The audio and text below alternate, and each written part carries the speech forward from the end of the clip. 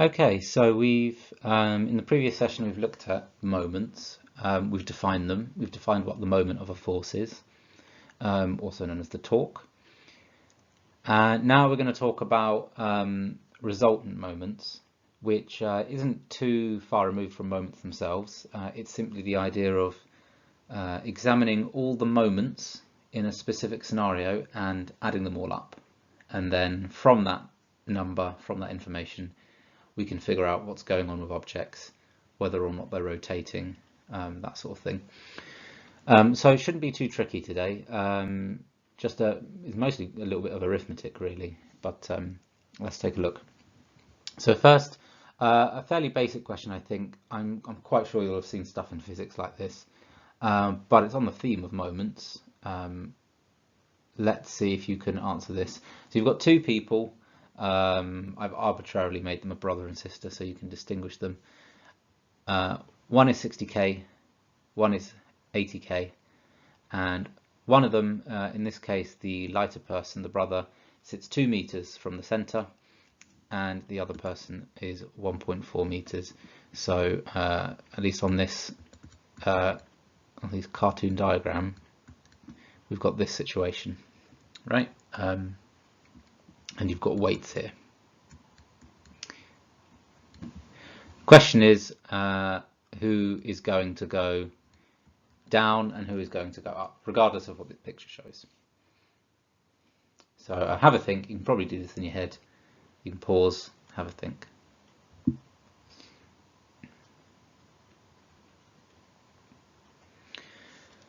Okay, so in this case, what you'll presumably have been taught for these kinds of questions is you're going to multiply the distance from the pivot by the weight.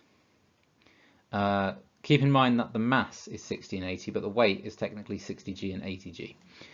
So this person here is going to have 120g as their moment,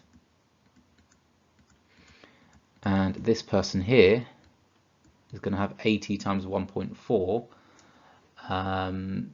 so that's going to be 112, I think, g. Let me double check that.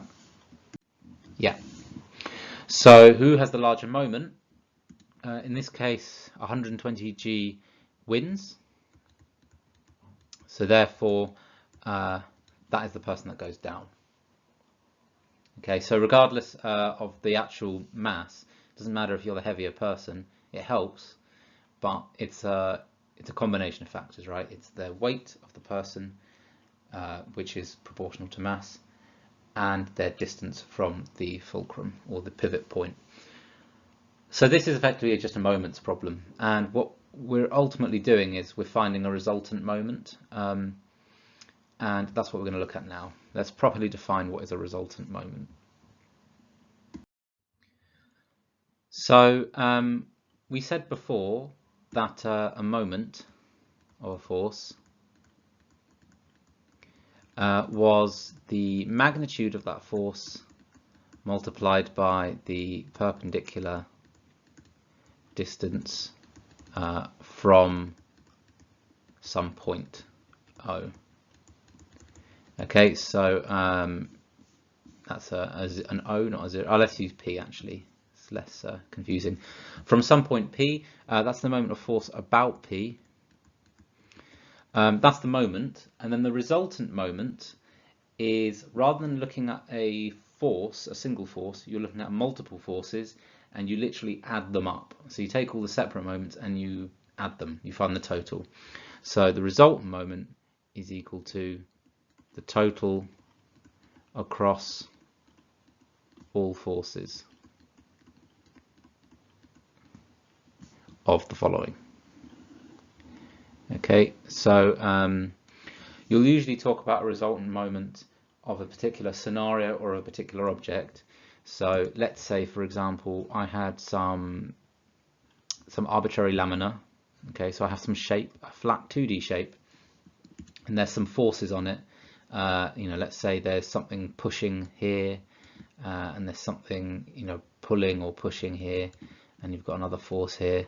So you've got, say, 3 forces going on, And then the question is, is this, we'll get to that in a moment, but the question is, will this have a resultant force, and what is it? It'll have one, and it depends again where your P is. So let's pick P. I think I said resultant force a moment ago, talking about moments. So the resultant moment is going to be the magnitude of that force multiplied by the perpendicular distance, then the magnitude of this other force here times its perpendicular distance, and again add on the magnitude of that force multiplied by this perpendicular distance. Okay, that's it really, and you're just summing things up. Then the other thing you need to consider is the direction of this resultant force, so of this resultant moment.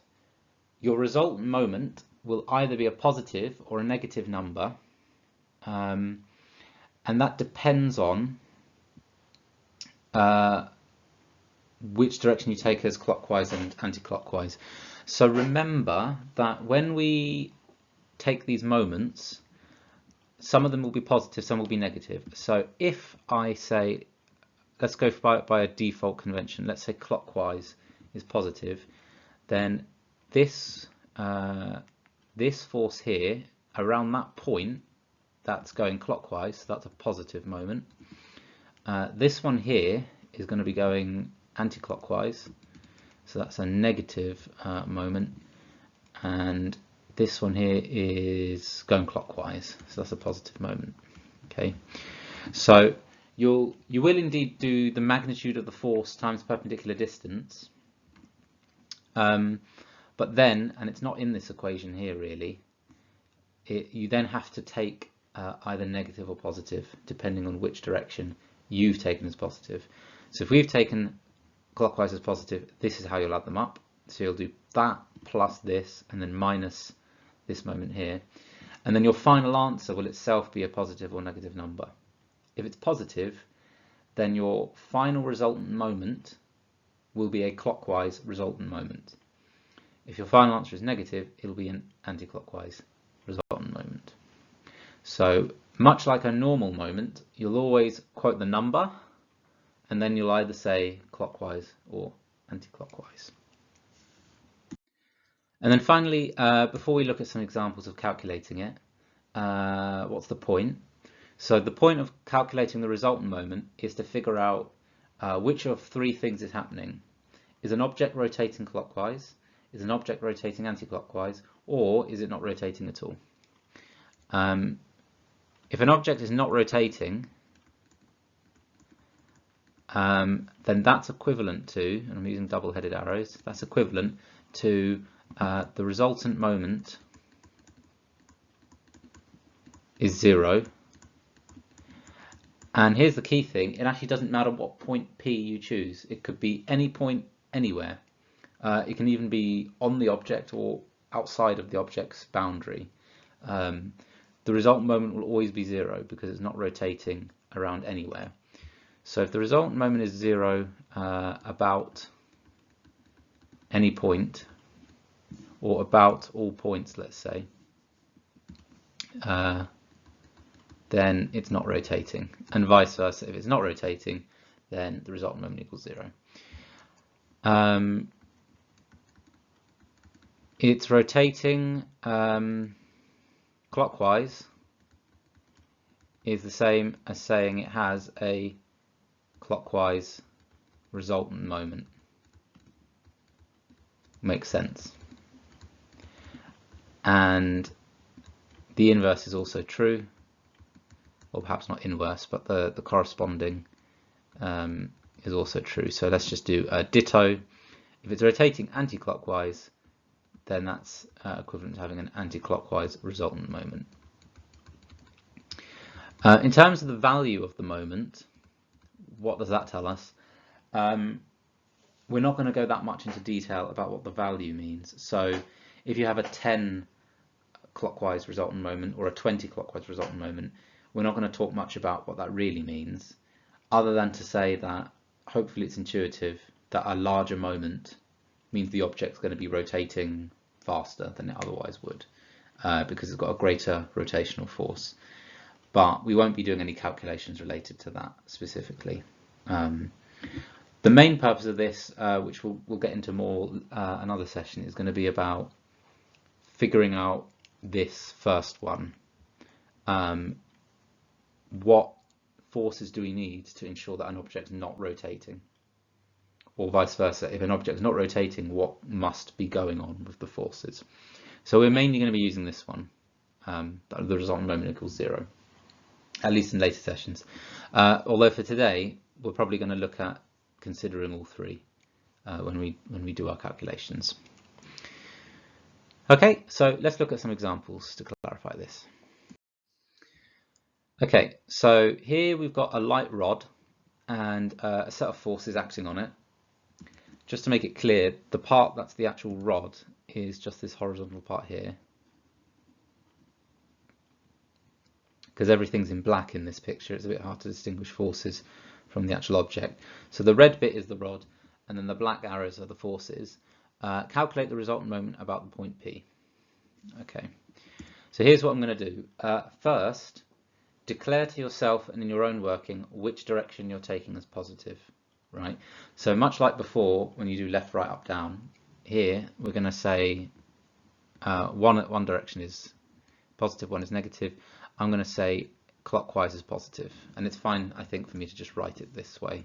You could explicitly write the words clockwise positive, but I'm just going to use that notation there. What that then means is I'm going to be consistent. So then let's look at each of the three forces in turn. To be clear, I'm going to label them A, B, and C. And then A has a moment of what exactly? So remember, we're looking at from point P. So how far is A from point P? It's a total of 3. The force itself is 5, so it's 15. 3 times 5. And it is going clockwise, right? That force would effectively go clockwise around the point P, so I'll keep it positive. B, on the other hand, then is a distance of 1, force size of 4. 1 times 4 is 4, but this one's going to be going anti-clockwise, right? So this is actually a moment of -4.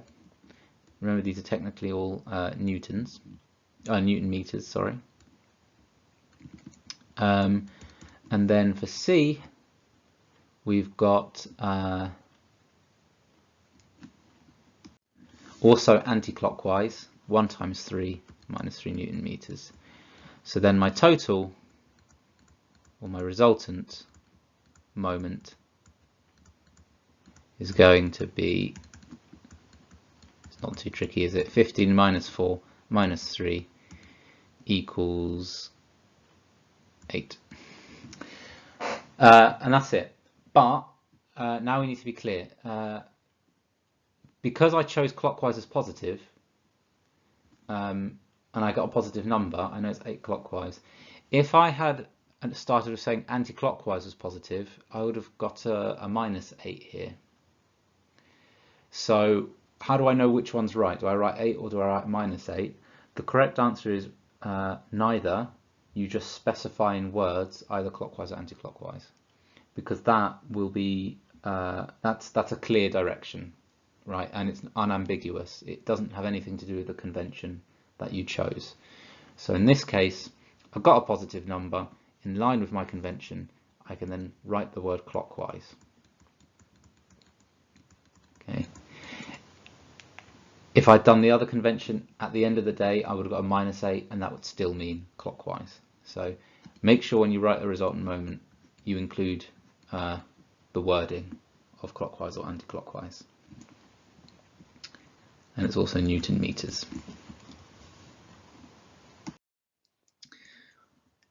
Okay, some more stuff on rods. They're nice and simple objects for us to initially work with. We will be looking at laminas later. So we've got that red rod horizontal. There's 3 forces. Calculate the resultant moment about the point P. Again, our point P is here. So now we need to be a bit careful with thinking about which or what the perpendicular distances are, right? Let's call it A, B, and C again. I'm again going to write clockwise as positive by default, and then let's say A, B, and C. Let's quickly do B because that one's quite easy. It's 6 newtons, it's 3 meters away, so that's an 18 moment, and it's going anti-clockwise. So for B it's 18. And then for the other two it's a bit trickier. Let's look at C. The perpendicular distance from P is going to be some line which passes through P and which makes a right angle here. So we're going to have to do a bit of trig. That dashed line then must be hypotenuse 3 times sine 40, which is the opposite. Okay, it's 3 sine 40. And then you're going to multiply that again by the force itself, which is 4. So in that case, C is 12 sine 40 Newton meters. Oh, I've just realised actually I've rushed a bit. These two are going to both be negative, aren't they? For the case of B, it's going anti-clockwise, sorry, yeah. That's going anti-clockwise. Likewise, C is going anti-clockwise, so those are both negative numbers. Okay, A will be a positive number.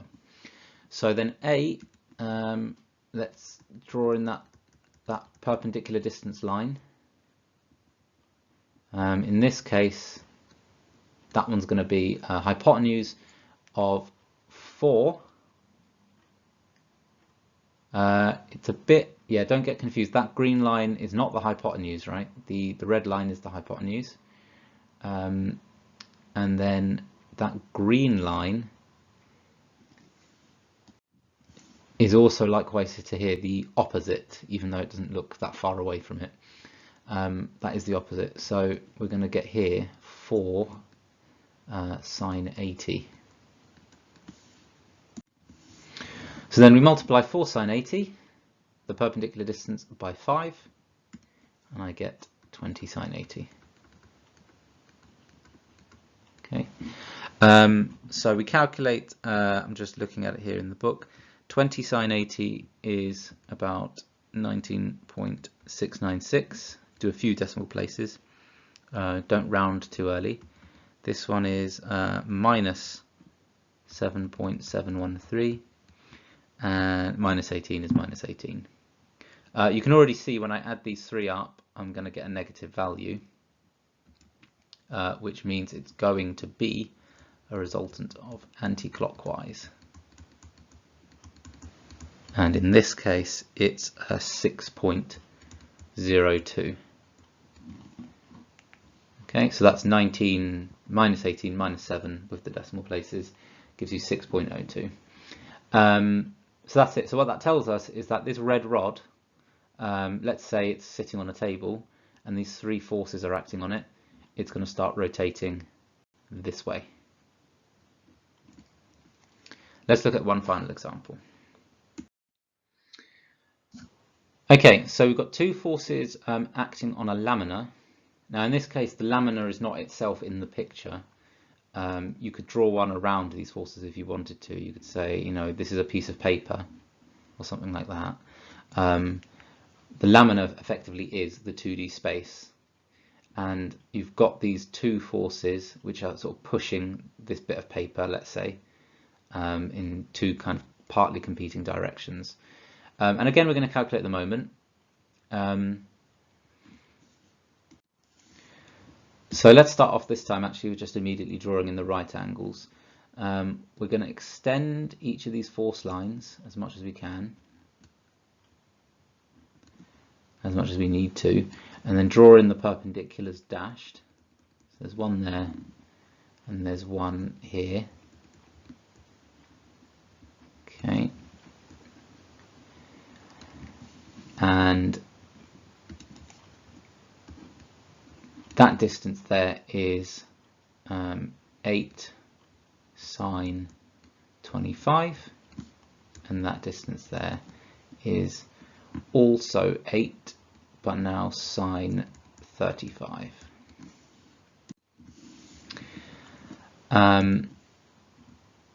This one here is going clockwise. Let's just use CW now. And this one here is going ACW, anti-clockwise. By now we should be happy that clockwise is positive, but I'll note it down again. And we've got the clockwise force is 7 newtons, so that'll give me a moment of 56 sine 25. And the anti-clockwise force is 4 newtons multiplied by 8 sine 35, and it's negative because I'm going anti-clockwise. That gives me a final answer of 5.312 ... Newton meters, and that is positive, so I'm going to make it clear this is a clockwise moment. So the lamina, the piece of paper or whatever it is going to rotate clockwise. Okay, so let's look at some questions. So for questions, I've got 4 slides, 1 question on each, so 4 questions total.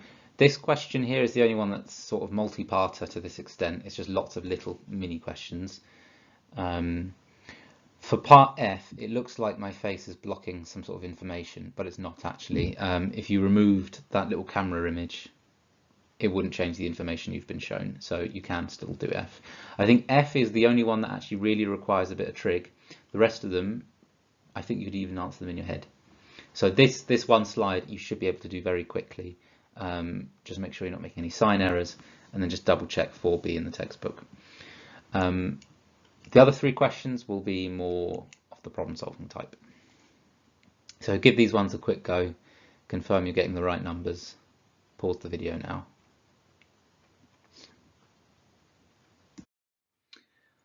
Okay, so then in this case, you're looking for an unknown value x, set up the equation and see if you can solve it. Pause the video now.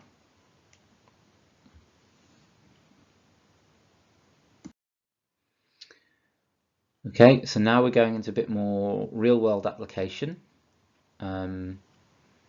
Be careful with how you calculate the perpendicular distances of each of these forces. Give it a go. You can pause the video now.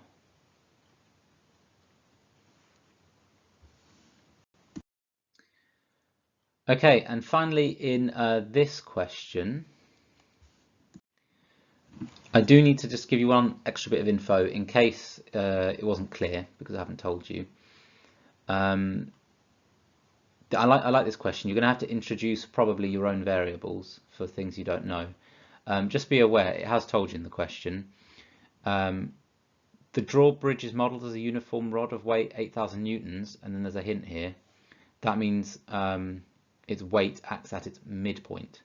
So just to be clear, this 8,000 newtons is in the middle of the black sort of bar looking thing, which is the drawbridge.